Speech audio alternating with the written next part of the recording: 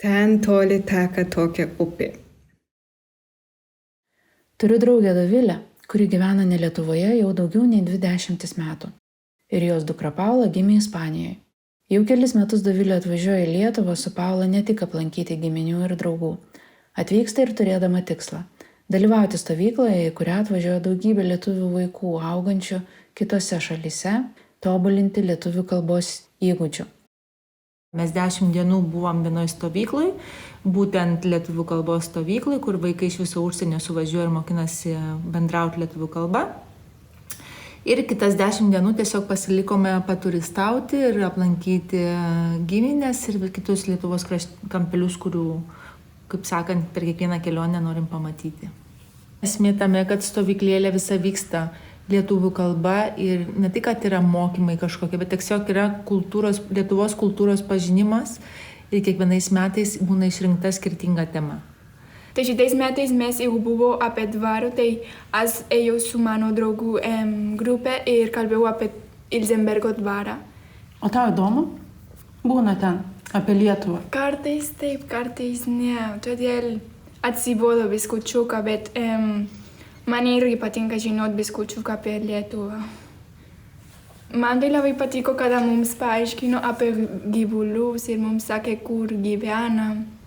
Todėl aš negalvojau, kad ten, kur gyvena, kur dvarai būna, tai aš negalvojau, kad ten buvo gyvulius. Kad laikė gyvuliukų šalia dvarų. O kas neįdomu buvo? Kad turėjau pasakyti mokytoją, kad mes norime maudytis ir apie 11 jau negalėjom išeiti lauką. Tai mes turėjom būti viduj, kur mes gyvenam, tai turėjom būti viduje ir buvo labai atsibodo, todėl mes norėjom būti lauke.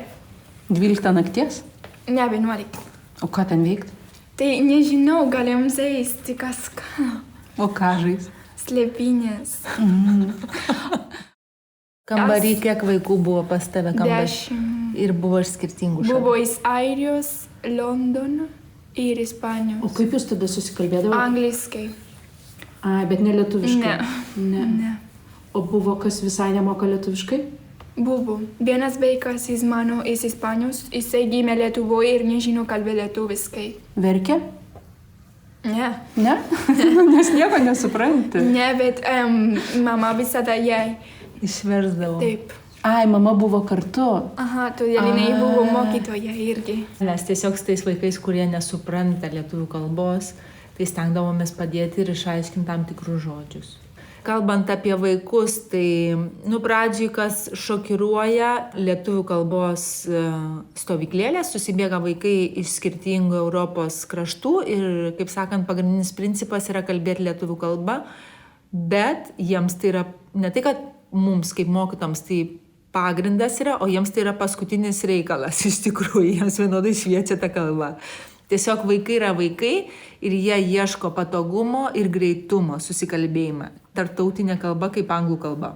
Ir jeigu susibūrė, tarkim, ispanų kalbos vaikai, tai jie kalba ispaniškai. Ir tas gaunasi mūsų kaip mokytojų iššūkis, juos kiekvieną dieną eiti iš paskos ir zysti. Prašau, kalbėkite lietuvių kalbą. Ir netgi bijai, kad tie vaikai negautųsi atbulinę reakciją ir paskui pradėtų nekęsti lietuvių kalbos. Žinai, ir kaip tai visą padaryti. Bet manau, kad čia pirmos dienos ir ta stovykla yra gan ilga ir bent jau aš asmeniškai pastebėjau, kad po 6-7 dienų įvyksta toksai kaip lūžis tarp vaikų, žinai. Jie numeta savo tas kaukės, pamiršta, kad jiems reikalingas telefonas, atsipalaiduoja, nes vis tik tai susiduria labai skirtingos kultūrų vaikai. Visi pripratę prie telefonų, kažkokiai mergaitai patinka berniukas iš ispanų tautos. Ir ta prasme, matai, kad jie vis tik tais bando susikalbėti ir bando susikalbėti tą kalbą, kurie jos jungia, kas yra lietuvių kalba. Ir galiausiai įvyksta tas lūžis, kai ta lietuvių kalba kažkaip atsiranda tarp jų. Ir tas pats gali būti, pavyzdžiui, pas mumis irgi dar tokia situacija buvo mažiukas berniukas, kuris, aišku, nemoka anglų kalbos, moka tik, jo pagrindinė kalba yra katalanų, jisai moka, aišku, ispaniškai ir anglų mergaitė. Ir jie labai susidraugavo, bet mergaitė vyresnė, jinai tiesiog jį pašefuodavo, norėdavo, kad su juo pažaisti ir taip toliau. Bet sakau, o kaip jie susikalbėjo, jeigu jis nemoka anglų kalbos ir tarkim, lietuviškai, jis žmogus bandė kažkaip su juo susikalbėti lietuviškai. Bet tokius įvykius pamatai tik paskutiniam dienom, vis tik tai įvyksta. Juos reiktų uždaryti visus mėnesį laiko kažkur tais ir jie manau, kad vis tik tai prasilaužtų ir kalbėtų lietuviškai. Kam tau reikalinga ta kalba? Taigi galėtum nekalbėti kaip tas vaikas. Jisai čia turi šeimą ir turi močiutę ir senelis ir gal jam patiktų kalbėti lietuviškai. Žino daugiau idiomas. Kalbų. O kiek tu kalbų moki? Spaniškai, katalaniškai, lietuviškai ir biškučiuką angliškai. O su mama, kai kalbi, galvoji ispaniškai ir verti? Spaniškai. Bet jinai man kalba lietuviškai ir aš atsakau ispaniškai. Su kuo dar kalbi lietuviškai, kai būni Ispanijoje? Su močiute ir su mano dėdė. Naudojam lietuvių kalbą kaip slaptą kalbą. Ane? Taip. Ane? Taip. Slapta kalba tokia, žinai, gal toksai gaunasi, kaip, žinai, mes esam kitokios ir mokam slaptai susikalbėti. Bet, bent jau iš Paulos pusės manyčiau, kad gali sakyti, kad būtent jinai tam naudoja lietuvių kalbą. Pavyzdžiui, ką pasaky, kas man Lietuvoje, žinai, ką šokiruoja, nes aš įpratus kalbėti su ją lietuviškai Ispanijai, kad niekas nesuprastų, kartais kalbu ir galvoju, blemba, išduodu visą savo paslaptis, visi girdi, ką kalbam. Būna taip, kad aš kalbu slapta kalba ir jinai man atsako, o dabar jinai man kalba slapta kalba ir aš ją atsakau lietuviškai. Ten toli teka tokia upė. Ten toli teka tokia upė. Esu Vaiva Aklinskaitė, Aklinskas. Gimiau Amerikoje, užaugau Amerikoje, Havajuose, bet nuo mažens, nuo 4 metų dažnai lankydavau savo senelius Lietuvoje. Tai užaugau kaip ir tarp 2 šalių. Dabar gyvenu Vilniuje jau nuo 2018 metų. Prieš tai dar gyvenau Niujorke ir kitose Amerikos vietose.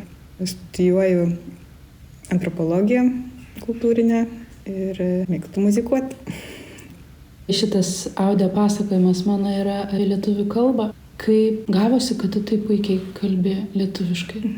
Tai čia gal ne nuo manęs tai prasideda, o nuo mano senelių, kurie per Antrą pasaulinį karą traukėsi iš Lietuvos. Tada mama gimė jau pakeliui Vokietijoje, emigravo į Ameriką ir ten dar jos brolis gimė. Tai kalbos diegimas turbūt šeimoje jau nuo senelių mano mamos. Jiems labai buvo svarbu išlaikyti kalbą, nes čia buvo dipukų karta, kur displaced persons, kur po karo jiems ta lietuvybė buvo labai svarbi, ją išsaugoti ir puoselėti. Ir seneliai turėjo tą pasaulyje žiūrą ir perdavė mano mamai, kuri taip pat bandė turbūt mane auginti, nors jinai užaugo Baltimorėje ir Čikagoje. Vėliau jau persikraustė į Havajus. Havajuose kas kitaip buvo, kai nebuvo lietuvių bendruomenės, kaip Čikagoje, kur mama augo, kur ten labai jie glaudžiai. Aš nežinau, ar mano seneliai puikiai išmoko šnekėti angliškai. Paprastus darbus dirbo, ten akmens skaldimo, persikėlė į Čikagą, tada jau su lietuvių laikraščiu dirbo ir visada tokioj lietuvių tarpiai. Mama ir jos brolis jiems padėdavo su visais angliakalbių reikalais. Ir ten šiaip buvo daug lietuvių, buvo šeštadieninės mokyklos pas juos. Tai jie turėjo tą visą pasaulį, tautinių šokių kažkokie būreliai, viskas buvo, o aš Havajuose neturėjau jokio to. Iš esmės mama mane mokino lietuviškai ir bandėm pamėgdžioti tas šeštadieninės. Tai mes šeštadieniai jau skirti šeštadieniniai, mama nebe mama jau mokytoja, aš turiu ateiti į kambarį, pasisveikinti kaip su mokytoja, sės prie stalo ir tada jau namie galėjom vien tik tai lietuviškai kalbėti, buvo tokia taisyklė. Tėvai iš vis su manim nešnekėjo visai angliškai, iki kol neišleido manęs į darželį. Namie vis laikėmės tos taisyklės, kad tik lietuviškai ir už bet kokį ten angliškai ištartą žodį reikia centą mesti į dėžutę. Ir čia jau kaupiam pinigus, tada jau kelionė į Lietuvą. Jai svarbu, kaip ir jos mamai buvo svarbu, pats tarimas žodžių. Irgi su tokiu žaidybiniu elementu mes ten žvakę užsidegdavom ir kad aš išmokčiau teisingą tarimą priebalsių. Kad nepūščiau T raidės kaip anglų kalboje. Tai reikėdavo sakyti tokį sakinį, ten toli teka tokia upė. Ir sakyti taip, kad žvakės liepsna nesujudėtų nuo T raidės, nuo oro pūtimo. O jeigu taip jau pučiant sakytum, tai ten toli teka tokia upė ir labai išsikraipytų tą liepsnelį ir žinotum, kad jau neteisingai sakai. Šitą dalyką sugalvojo tavo močiutė, tavo mama? Aš pati nežinau dabar. Aš manau, kad mama iš savo vaikystės turbūt, arba iš savo tų šeštadieninių mokyklų. Kaip jos tėvas jai aiškindavo, kad kiek čia yra tų prancūzų kalbių, angliakalbių pasaulyje, vat yra tiek ir tiek, o vat lietuvių yra tik tiek.